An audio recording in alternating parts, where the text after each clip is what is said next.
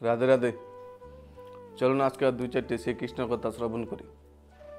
দেখুন সে মহাভারতের মধ্যে কি দেখিয়েছে এবং আমরা সবাই কি দেখছি মহাভারত। তো সে আমাদের জীবনের মহাভারত যদি আমরা জিততে চাই তাহলে সে আমাদের সেই মহাভারত পড়তে হবে। যতক্ষণ পর্যন্ত আমরা মহাভারত না পারবো তাহলে আমাদের জীবনের মহাভারত আমরা কোনো রকমে জিততে পারবো না। তো সেই জীবনের মহাভারত কি দেখুন, আমরা সেই ভগবানের কাছে গিয়ে এসে আমরা কি প্রার্থনা করি। সে ভগবানের কাছে গিয়ে আমরা কি প্রার্থনা করি যে ভগবান, যে আমার বাড়িটা যাতে সম্পূর্ণ হয়ে যায়, আমার বাড়িটাও কমপ্লিট করে দাও, আমার সেই ছেলে মেয়েদের বালা ব্যবসা এবং চাকরি তুমি পেয়ে দাও, এবং সেই আমার সংসারের মধ্যে সুখ শান্তি তুমি দেও, আর অন্যরা বাকি তারা থাক আর না থাক সেটা আমার বিষয় না। তো দেখুন সেই ভগবান শ্রীকৃষ্ণ থেকে আমরা কি চাইছি, সে ভগবানটা চাইছি নাকি সে ভগবান থেকে আমরা চেয়ে নিচ্ছি। তো দেখুন সে মহাভারতের মতো তো সেম, সে দুর্যোধন গিয়ে সে কৃষ্ণের কাছে কি চেয়েছে, কৃষ্ণকে কিন্তু চায়নি, চাইছে কি সে কৃষ্ণের সেনাকে চেয়েছে ভাই। তাই এখনো তো আমরা বর্তমান সমাজে কি করছি, কৃষ্ণকে চাইছি না কৃষ্ণের সেনাদেরকে চাইছি ভাই। সে বাড়ি ঘর অর্থ সম্পত্তি চাকরি ব্যবসা বাণিজ্য সেটি হচ্ছে নারায়ণী সেনা। তো সেই নারায়ণী সেনা নিয়ে আমরা সবাই ব্যস্ত এবং সে নারায়ণকে ভুলে গিয়ে, তো ভগবান বলেছে যে নাকি নারায়ণকে ভুলে গিয়ে নারায়ণী সেনা নিয়ে ব্যস্ত থাকবে তে তো মহাভারতের জীবনে তো হারবই, মহাভারতের যুদ্ধতে হারবই ভাই। তো মহাভারতের যুদ্ধের মধ্যে জিতছে কে, সে অর্জুন জিতেছে। সে অর্জুন কাকে চেয়েছে, কৃষ্ণকে চেয়েছে, এবং সে দুর্যোধন কাকে চেয়েছে, সে নারায়ণী সেনাকে চেয়েছে। তো এখন দেখুন আমাদের সে বর্তমান সমাজ বলেন, দেশ বলেন, প্রত্যেক ঘরের মধ্যে বলেন, সে আমরা কি চাচ্ছি, আমরা কি সে অর্জুনের মতন কৃষ্ণকে চাইছি নাকি তাই সে দুর্যোধনের মতন শুধু অর্থ সম্পত্তি বাড়ি ঘর সব ভাই ভগবানের কাছ থেকে চেয়ে নিচ্ছি ভাই। তাহলে এখন দেখুন সে জীবন আমাদের সে জীবনের মহাভারত জিততে গেলে আমরা কাকে চাইতে হবে, সে মাখন চোরকে চাইতে হবে, কাকে চাইতে হবে, সে ভগবান গোবিন্দকে চাইতে হবে। আর নাইলে আমাদের সেই মহাভারতের জীবনের মহাভারত আমরা কোনো রকমে জিততে পারবো না। তো আমাদের সেই জীবনের মহাভারত জিততে গেলে আমাদের সেই গীতারূপী নৌকার মধ্যে পাও রাখতে হবে। আমাদের সেই জীবনের মধ্যে সংসাররূপী সমুদ্র থেকে পার হতে গেলে আমাদের কি করতে হবে, আমাদের সেই গীতারূপী নৌকার মধ্যে পাও রাখতে হবে এবং ভগবান শ্রীকৃষ্ণের কথা শ্রবণ করে নিজের জীবনকে সুন্দর বানাতে হবে এবং দেশকে এবং সমাজকে এবং রাজ্যকে সুন্দর বানাতে হবে। যদি আমরা সেই ব্যক্তিগত স্বার্থ নিয়ে পড়ে থাকি তাহলে সেটা ভগবান পছন্দ করে না। আমরা কি করছি এখন, সবাই প্রত্যেকে ব্যক্তিগত স্বার্থ নিয়ে পড়েছি যে আমার ঘর সংসার, আমার ঘর কমপ্লিট টিকটাপ হয়ে রয়েছে, তাই আমি এবার শান্তি, আমার ছেলে মেয়ে একদম শান্তিতে রয়েছে, আমি এবং শান্তি, ভালোই সারা দুনিয়া মরে ছাই হয়ে যাক। তাহলে সেটাকে কি বলেছে, ব্যক্তিগত বলেছে এবং স্বার্থবাদী বলেছে। ভগবান বলছে সেই স্বার্থবাদী লোক আমি পছন্দ করি না। ভগবান দেখুন সারা দুনিয়ার মধ্যে সবার জন্য সব কিছু দিয়ে রেখেছে। ভগবান কখনো ভাবছে, কখনো চিন্তা করছে যে না আমি একে দেবো না একে দেবো না, সবাইকে সমানভাবে দিয়েছে ভাই। সেই সূর্যের আলো সবাইকে সমানভাবে দিয়েছে, বাতাস এবং অগ্নি যত আছে, চন্দ্রের আলো এবং যত আছে সেই পৃথিবীর সেই ভূমি, যে পাঁচতত্ত্ব সবাইকে সমানভাবে দিয়েছে। কোনো এই ভগবান কোনো পার্থক্য করেছে না যে আমি সেই ব্যক্তিকে দেবো না সেই ব্যক্তিকে দেবো না। তো আমাদের সে যদি আমরা সেই ভগবানের বাচ্চা হয়েই থাকি, যদি আমরা ভগবানের ভক্ত হয়েই থাকি, তাহলে আমরা কেন পার্থক্য খুঁজছি? আমরা তো সেই জগতের কল্যাণের চিন্তা করতে হবে, জগতে যাতে সবাই মঙ্গল মতো থাকুক ভাই। আমরা ভগবানের কাছে গিয়ে প্রার্থনা করছি যে ভগবান তুমি আমাকে শুধু দেবো আর অন্যকে তুমি দেবে না, তাহলে সেটা স্বার্থবাদী লোক হয়ে গেল না। তাই দেখুন সে ভগবান স্বার্থবাদী লোক পছন্দ করে, নিশ্চয়ই করে না। দেখুন না, যখন বসুন্ধরার কাছে সে মহালক্ষ্মী এসেছে যে বসুন্ধরার সেই ঘর এত রাজমহল বানিয়ে দেবে, তখন বসুন্ধরা কি বলেছে যে আমার ঘর রাজমহল বানালে চলবে না, আমি সে পুরা নগরী আমাকে রাজমহল বানাতে হবে, কারণ সেই নগরী দিয়ে আমি সারা জীবন কাটিয়েছি ভাই। তাহলে দেখুন তখন সে মহালক্ষ্মী কি করেছে, সেই বসুন্ধরা কথা শুনে অনেক তৃপ্তি পেয়েছে এবং পুরা নগরীকে সোনার নগরী বানিয়ে দিয়েছে। তা আমরা এখন সেই ভগবানের কাছ থেকে গিয়ে আমরা কি চাচ্ছি যে আমার ঘরটা তুমি কমপ্লিট করে দাও। তাহলে সেই আমি এবং আমার যে নাকি করে সে কোনোদিন মানুষ হতে পারে না, সে কোনোদিন ভগবানের ভক্ত হতে পারে না। ভগবান বলেছে আমি এবং আমারকে মারতে, যতক্ষণ পর্যন্ত আমি এবং আমাকে না মারবো ততক্ষণ পর্যন্ত আমি ভক্ত হতে ভাই পারবো না। তাই দেখুন এখনো আমাদের সেই জীবনের মহাভারত জিততে গেলে তাহলে আমরা সেই কৃষ্ণকে আমরা এই নৌকার সাথী বানাতে হবে। যতক্ষণ পর্যন্ত আমরা সেই কৃষ্ণকে সাথী না বানাবো ততক্ষণ পর্যন্ত আমাদের সেই জীবনের মহাভারত কোনোদিন জিততে পারবো না। আমরা শুধু সারা জীবনকালে যুদ্ধ করে যাব এবং অন্তিমে আমরা হেরে যাব। এখন বর্তমান সমাজে দেখুন সবাই যুদ্ধ নিয়ে ব্যস্ত ভাই। যুদ্ধ মানে কি, সেই সকালে ঘুম থেকে উঠে কি করছে ভাই, দেখুন না কি করছে, সব বিনাশী কর্ম করছে, একটা কর্ম সঙ্গে যাবে না ভাই। তাই তাই আমরা সকালে ঘুম থেকে উঠে প্রথম কি করা উচিত, দেখুন আমাদের সেই আদিতে আমাদের সেই পূর্বজরা কি করেছে, ব্রহ্ম মুহূর্তে ঘুম থেকে উঠে প্রথমে এরা সে ভগবানকে প্রার্থনা করতেন এবং ভগবানকে প্রার্থনা করে তারপরে এদের সেই দিনটা শুরু করতেন। আর আমরা কি করছি, সেই ঘুম থেকে উঠে আগে সেই বিকারি ভাবনে বিকারে আশা পূর্ণ করছি এবং পরে আমরা দিন কাটাচ্ছি ভাই। তাহলে দেখুন সে পুরা আমরা ওখানে উল্টো চলছি ভাই। তাই সে আমাদের জীবন এখন চলছে কি উল্টো। তো ভগবান কি বলেছে যে আমাদের সে ধর্মের সে 4টা স্তম্ভ রয়েছে, কি কি, ধর্ম, অর্থ, কাম, মোক্ষ।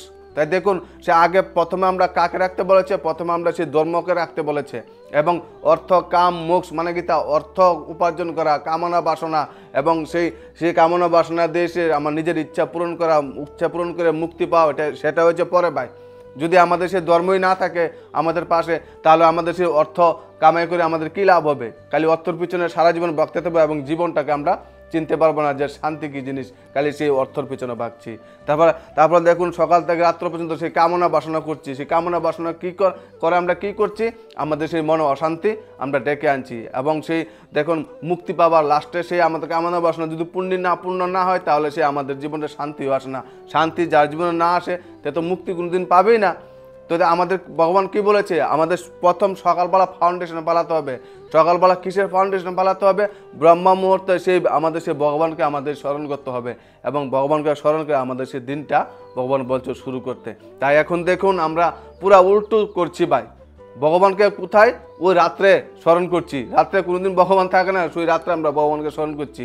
ভগবান আগের দিনে সে মুনি ঋষিরা বলেন, পণ্ডিতরা বলেন, ভগবানকে কখন পুজো করতেন? যখন সেই সূর্যের আলো থাকতো তখন পুজো করতেন এবং সূর্যের যখন ডুবে যেত তখন সে ভগবানকে পুজো করতেন না। আর এখন আমরা কি করছি, যখন সূর্য ডুবে যাচ্ছে তারপর আমরা যাচ্ছি সে ভগবানকে স্মরণ করতে। ভগবান বলছে ঠিক উল্টো আমরা করছি ভাই। তাহলে দেখুন সেই মহাভারতের মধ্যে যে কথা কাহিনী, সেই কথা কাহিনী তো রাজ রয়েছে, সেই কথা কাহিনীর মধ্যে অনেক কিছু লুকিয়ে রয়েছে ভাই। তাই দেখুন সেই দুর্যোধন কার পিছনে ভাগত, সেই ধন সম্পত্তির পিছনে ভাগত এবং অর্জুন কার পিছনে ভাগছে, সে অর্জুন দেশ কীভাবে রক্ষা করবে এবং সে ভগবানের মান কীভাবে রাখবে তার পিছনে ভাগছে। তো বিজয় কার হয়েছে? সে অর্জুনের হয়েছে। আর দুর্যোধন কি করত? খালি অন্যর ধন সম্পত্তি কীভাবে লুটপাট করে থাকবে ভাই, তাই করত। তাই এখন দেখুন আমরা বর্তমান কি করছি, সেই দুর্যোধনের মতন কর্ম আমরা করছি কি করছি না, তাহলে সে আমাদের মহাভারত আমরা হেরে যাব ভাই। তাই দেখুন এখন বর্তমান সমাজের মধ্যে ভাই সে 3 কোয়ালিটির মানুষ রয়েছে, সেই ছোট, যৌবন এবং বৃদ্ধ। তো ছোটরা কি করছে? ছোটরা সেই আমরা ছোট থাকতে কি করছি, সে বালু দিয়ে ঘর বানাতাম এবং সেই প্লাস্টিক গাড়ি নিয়ে সে খেলা করতাম এবং সেই প্লাস্টিকের মূর্তি এবং সেই মাটির মূর্তির সামনে আমরা সেই পুজো করতাম। তাই এখন বর্তমান সমাজে আমরা কি করছি দেখুন, সেই ছোট্টরা সেই বালুর ঘর বানাচ্ছে এবং সেই প্লাস্টিক গাড়ি নিয়ে দৌড়াদৌড়ি করছে এবং সেই মূর্তির সামনে তারা প্রণাম করছে। আর যুবকরা কি করছে, যৌবনরা কি করছে, সেই ঘর রাজপ্রাসাদ বানানো নিয়ে দৌড়াদৌড়ি করছে এবং সেই মার্সিডিজ গাড়ি কেনার জন্য দৌড়াদৌড়ি করছে। তো এই ছোট এবং যৌবনের মধ্যে পার্থক্য কী রইল? সেম একই তো রইল ভাই। এবং বৃদ্ধর মধ্যে কি পার্থক্য রইল? সে ছোট বলছে সে বড় যৌবন যে কি করছে ভাই, সারাদিন রাত শুধু সেই বাড়িঘর এবং গাড়ির পেছনে ভাগছে এবং সে যুবকরা বলছে সে বৃদ্ধরা যে তারা কি করছে, সে 2 নম্বরে ভক্তি নিয়ে তারা খালি দৌড়াদৌড়ি করছে ভাই, সেটার মধ্যে কিছু নাই। এবং সে বৃদ্ধরা কি বলছে, আহারে তুমি যে সে বাড়িঘরের পেছনে দৌড়াচ্ছ, সে এক সময় আমরা দৌড়াচ্ছিলাম কিন্তু এখনো সে আমরা আবার কি করছি, সেই ভক্তি আমরা করছি। তাহলে দেখুন সে সমাজের মধ্যে এখন আমরা এইভাবেই চলছি ভাই, সে অন্ধকারের মতো। আমরা সেই অন্ধকার জীবন সেই আলোতে আনতে গেলে আমরা কি করতে হবে? সেই আলোতে আনতে গেলে আমাদের সেই ভগবান শ্রীকৃষ্ণের জ্ঞান আমাদের শ্রবণ করতে হবে, আমাদের সেই ভিতরের অন্ধকার দূর করতে। তাহলে দেখুন এখন সেই 3 কোয়ালিটির মানুষ আমরা কিসের পিছনে ভাগছি, যে স্টেজ অনুসারে ভাগছে ভাই। ছোটরা ভাগছে খেলনার, বড়রা বাচ্চা সেম খেলনার এবং সেই বৃদ্ধরা সেম খেলনা নিয়ে তারা খেলছে এবং নিজের জীবনকে তারা এখন পর্যন্ত ভাই পরিচিত এখন নিজের জীবনের সঙ্গে হয়নি ভাই। তো এখন দেখুন সে আমাদের জীবনের সঙ্গে পরিচিত হতে গেলে আমাদের সেই ভগবানের জ্ঞান এবং আমাদের সৎসঙ্গ ভাই আমাদের কাছে থাকতে হবে। তখন বলেছে না যে বিন সৎসঙ্গ বিবেক না হয়। যতক্ষণ পর্যন্ত আমরা সেই সৎসঙ্গের সৎ কথা শ্রবণ না করবো ততক্ষণ পর্যন্ত আমাদের সেই ভিতর অন্ধকার কখনো নিববে না। অন্ধকার ততক্ষণ পর্যন্ত আমরা শ্রবণ না করবো ততক্ষণ অন্ধকার থাকবে আমাদের ভিতরে।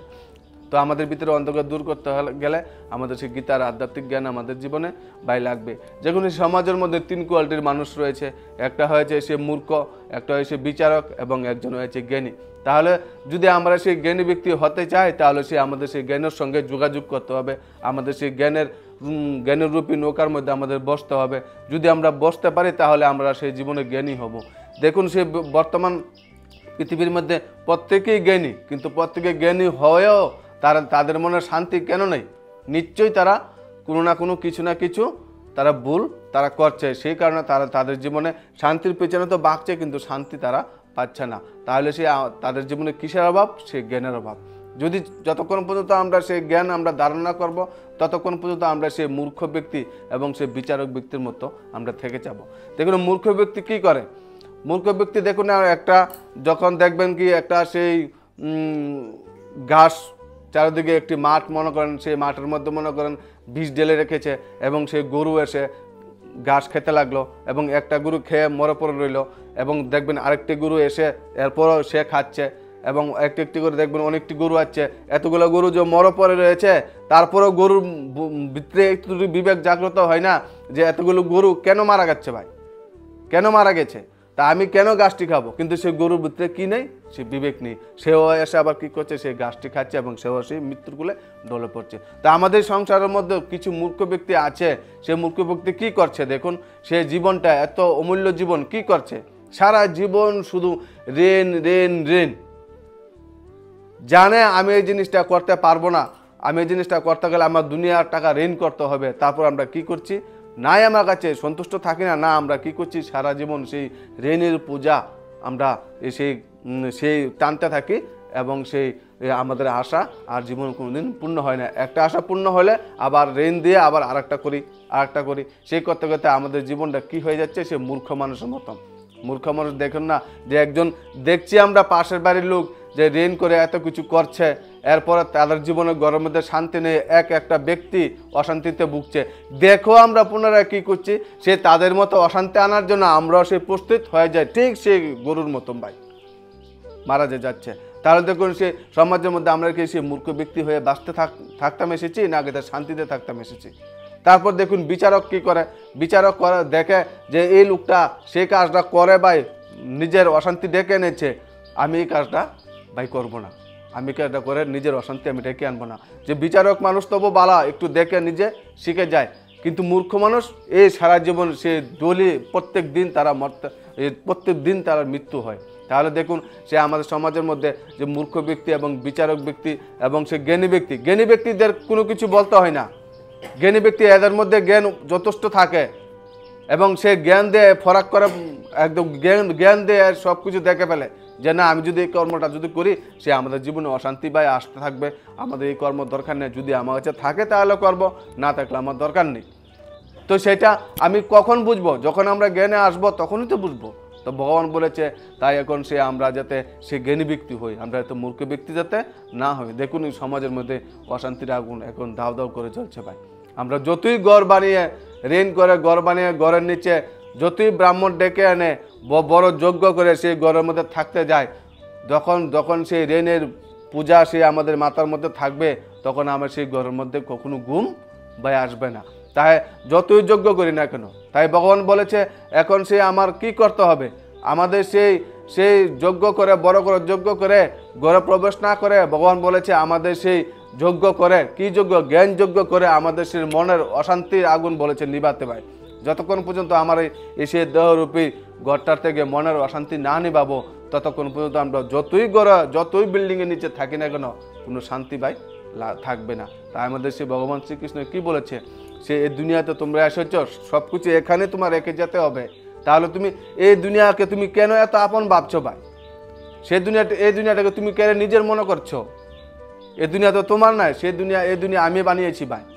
আজকে তোমার, কালকে আরেকজনের হয়ে যাবে। তাহলে দেখুন আমাদের সকাল থেকে রাত্র পর্যন্ত কি করছি আমরা এই দুনিয়ার জন্য, এই সারা জীবনটা আমরা কি করছি সেই অজ্ঞানত অন্ধকারের মধ্যে, শুধু আমি আমার ওইটা লাগবে হেঁটে লাগবে এই করতে করতে কাটিয়ে দিচ্ছি।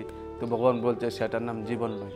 জীবন হয়েছে কি, যে অতীন্দ্রিয় শান্তিতে থাকা, অতীন্দ্রিয় আনন্দ থাকা, সেটার নাম হচ্ছে জীবন ভাই। তাহলে আমাদের সেই জীবনের সঙ্গে পরিচয় পেতে গেলে আমাদের কি করতে হবে, আমাদের সেই আধ্যাত্মিক জ্ঞান এবং গীতার জ্ঞান আমাদের অত্যন্ত প্রয়োজন প্রত্যেকের জীবনে। নাম কীর্তন করে শান্তি পাওয়া যাবে না যতক্ষণ পর্যন্ত আমরা শ্রবণ না করব। তাই আমাদের সে করতে হবে কি, জীবনে গীতারূপী নৌকার মধ্যে আমার বসতে হবে। কোথায় আসে বসবো, সেই সৎসঙ্গে। তাই আজকে এতটুকুই রাখলাম। রাধে রাধে, নমস্কার।